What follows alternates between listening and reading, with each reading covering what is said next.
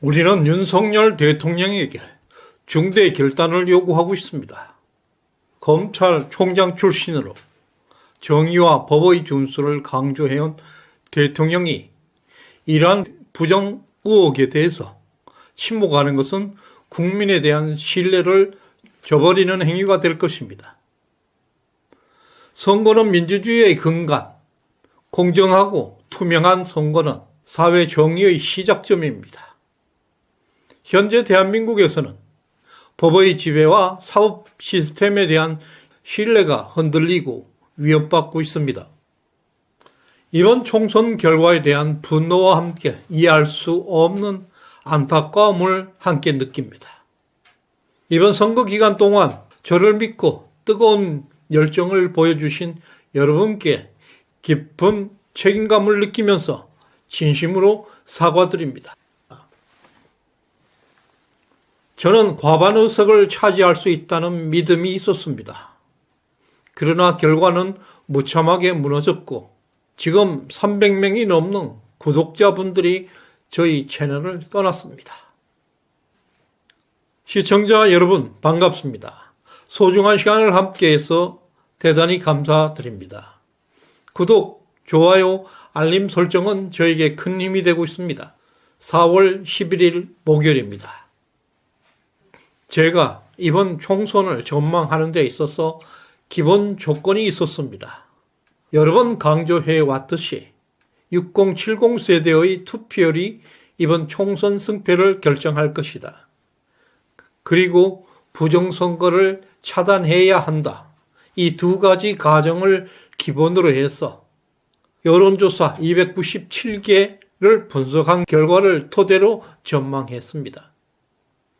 구체적으로 3월 말 낙동강벨트와 서울의 한강벨트에 대한 판세를 분석한 적이 있는데요.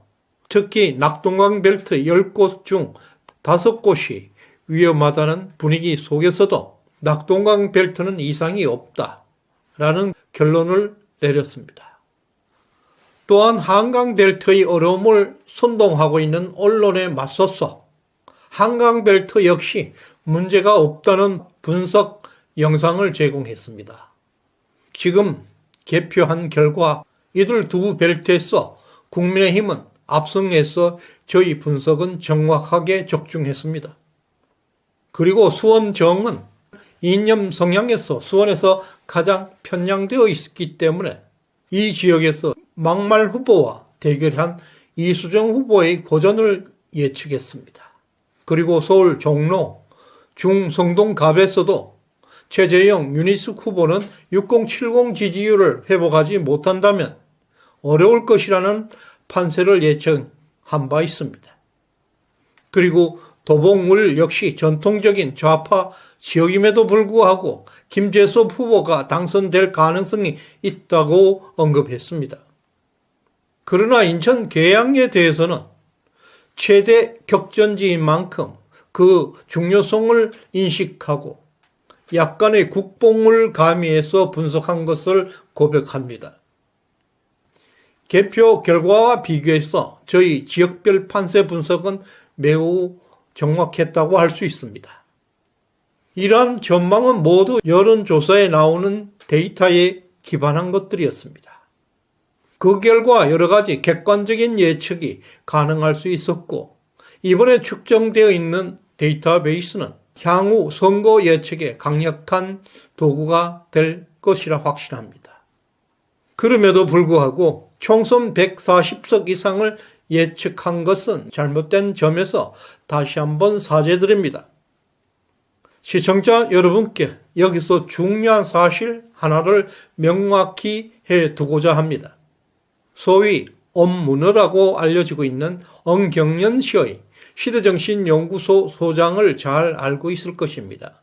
그분은 저희 유튜브 시대정신연구소와는 전혀 관련이 없음을 알려드립니다. 엄문어의 시대정신연구소는 선거 전날까지 국민의힘이 151석을 차지해서 과반수를 차지할 것이라고 예측한 바 있는 컨설팅 회사를 운영하고 있는 분입니다. 이념적으로도 우파가 아닌 것으로 알려져 있습니다. 반면에 저희 유튜브 시대정신연구소는 보수 우파 채널로 오직 팩트와 진실만을 추구하고 있는 찐 우파입니다. 엄경영의 시대정신연구소와 유튜브 시대정신연구소와 혼동하시는 분들이 계신 것 같아서 이 점을 명확히 해두고자 합니다. 저희 시대정신연구소 채널을 꾸준히 시청해 온 분들이라면 제가 추구하고 있는 방송의 성향과 목표가 무엇인지 잘 이해할 것입니다. 저는 처음 시작할 때 정치 경제 관점에서 영상을 제공해 왔으나 부족함을 인식하고 다양한 관점의 필요성을 느꼈습니다. 그래서 지난 4년 이상 철학과 역사에 깊은 공부를 하고 있습니다. 이것을 영상에 접목시켜서 바라보는 시각을 더 넓히고 있습니다. 언제나 연구하는 채널로 더 나은 영상을 제공할 것을 약속드립니다. 이번 개편은 많은 분들이 납득하기 어려워하고 있습니다. 저 역시 이해할 수 없는 결과에 대한 분노와 실망감을 느끼고 있습니다. 우리는 이길 수 있다는 믿음 하나로 투표를 많이 독려해 왔습니다. 기대와는 달리 허무하게 무너진 결과에 대해서 당혹스럽습니다. 또 이런 일이 윤석열 정부에서 발생한 것에 매우 실망스럽습니다.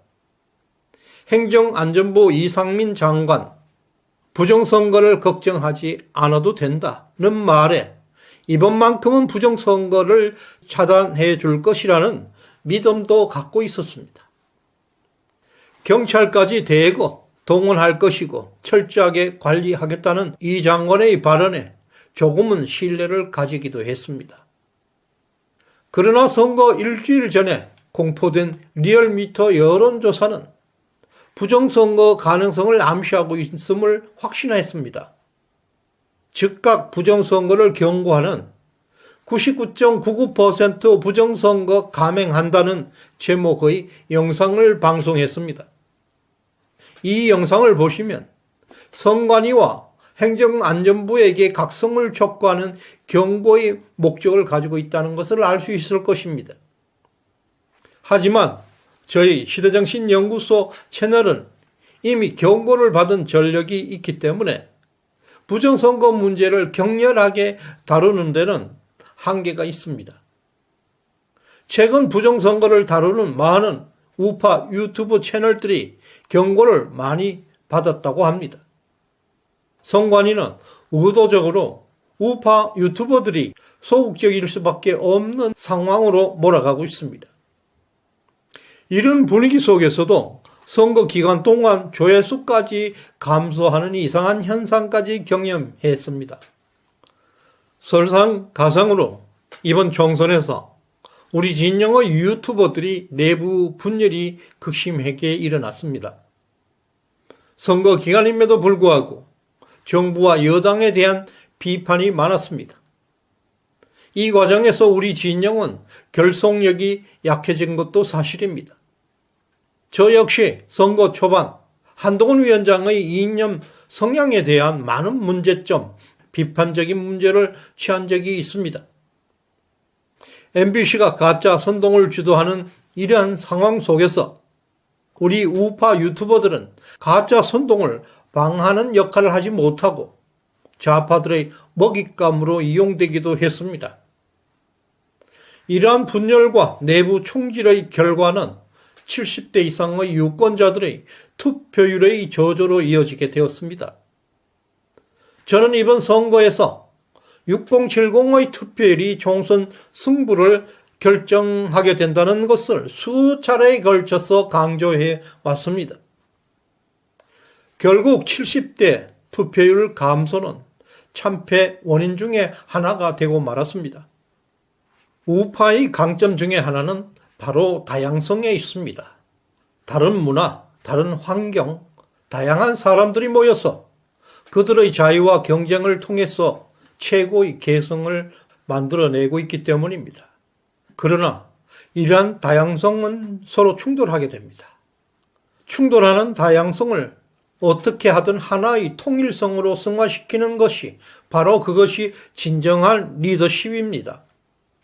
역사는 다양성 속에서 통일을 지향하게 되고 통일성은 또 다른 다양성으로 변하게 되고 이런 변증법적으로 특정 방향으로 나아가는 변화입니다.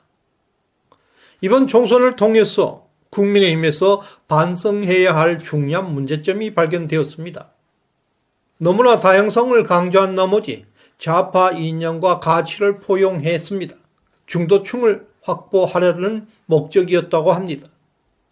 그러나 하나의 통일된 가치관으로 그들을 결집시키는 데는 실패했습니다. 리더십의 부재를 경험했습니다. 오히려 다양성이 기존의 가치를 탄압하는 수단으로 사용되었습니다. 부정선거를 우려하는 사람들을 억압하고 5.18에 대한 다양한 견해를 제한하는 등의 행위는 우파 정당의 정체성을 크게 악화시켰습니다. 그것은 내부 분열로 빠져들게 되었습니다. 그로 인해서 이번 총선에서 부정선거를 단죄하지 못했습니다. 이런 점들에 대해서 명확하고 강력하게 지적하고 비판해야 했음에도 불구하고 투표에 영향을 미칠 수 있다는 우려감으로 인해서 쓴소리를 자제했다는 점, 저 역시 깊이 반성하고 있습니다. 그리고 이번 총선에서 부정선거를 의심할 만한 여러 정황들이 드러나고 있는 가운데 선관위에서는 아직도 구체적인 개표 관련 데이터를 공식적으로 공개하지 않고 있습니다. 시정연에서는 선관위 개표 데이터가 공개되는 대로 부정선거에 대한 정밀한 추적과 분석을 진행할 예정입니다. 윤석열 정부가 집권하고 2년이 지난 동안 우리는 민주당의 180석 입법 독재의 악랄함을 경험했습니다. 민주당은 탄핵과 헌법 개정을 제외한 국회가 할 수 있는 다른 모든 것을 어떤 권한도 단독으로 행사할 수 있는 힘을 가지고 있습니다. 앞으로 남은 3년 임기 동안 윤석열 정부가 이러한 민주당의 이런 독재에서 벗어날 수 있는 유일한 길은 바로 부정선거를 파헤치는 것입니다. 이번 총선에서 다른 편의 한 목소리를 경청한 결과 그것은 선거 참패로 돌아왔습니다. 이제는 부정선거를 주장했던 사람들의 의견에도 목소리를 기울여야 할 것입니다. 부정선거를 철저히 수사해달라는 목소리에 귀를 기울여야 한단 말입니다. 이것이 통일의 리더십입니다. 우리는 윤석열 대통령에게 중대한 결단을 요구하고 있습니다. 검찰총장 출신으로서 정의와 법의 준수를 강조해온 대통령이 이러한 부정 의혹에 대해 침묵하는 것은 국민에 대한 신뢰를 저버리는 행위가 될 수 있습니다. 선거는 민주주의의 근간, 공정하고 투명한 선거 과정은 사회 정의의 시작입니다. 현재 대한민국에서는 법의 지배와 사법 시스템에 대한 신뢰가 흔들리고 위협받고 있습니다. 현재 부정선거에 대한 의혹을 명확히 해소한다는 것은 가장 시급한 대통령의 책무라 하겠습니다. 불의에 대해서 방관하고 침묵하고 그것을 단죄하지 못하는 국가는 결국 정당성을 상실하게 될 것입니다. 이번 선거 과정에서 나타난 다양한 의혹에 대해 철저한 조사와 명확한 해명이 이루어져야 할 것입니다. 국민의 신뢰를 회복하고 민주주의의 기본을 지키기 위한 대통령과 정부 기관의 적극적인 대응을 촉구합니다. 오늘 후원해 주신 소우성님, 남북동님, 덕자님 진심으로 감사드립니다. 충성! 끝까지 시청해 주신 여러분께 감사의 마음을 전합니다. 고맙습니다.